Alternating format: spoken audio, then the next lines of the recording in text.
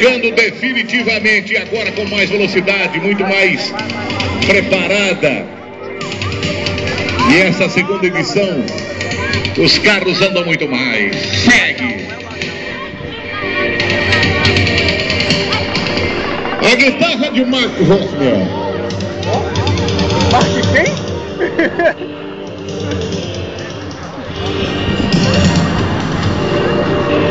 Tá vendo?